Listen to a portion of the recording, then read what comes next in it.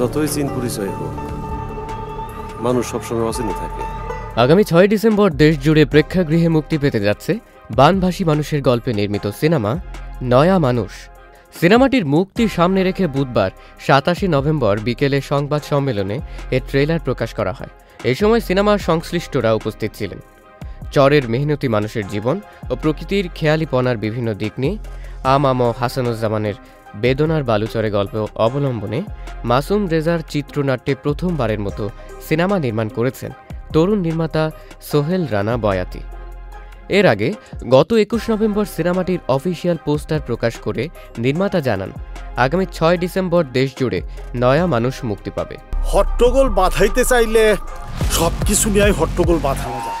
সিনেমাটির বিভিন্ন চরিত্রে অভিনয় করেছেন আশিস খন্দকার, ঝুনা চৌধুরী, রওনক হাসান, মৌসুমী হামিদ, নীলুফার ওয়াহিদ, বদরুদ্দোজা, শরণ সাহা, শিখা কর্মকার, মাহিন রহমান, মেহরান সনজানা, পারভিন পারু, মেরি ও শিশুশিল্পী উষসী প্রমুখ। দেশের অডিও ভিডিও প্রযোজনা প্রতিষ্ঠান জি সিরিজের ব্যানারে নান্দনিক ফিল্মসের প্রযোজনায় নির্মিত হয়েছে সিনেমাটি।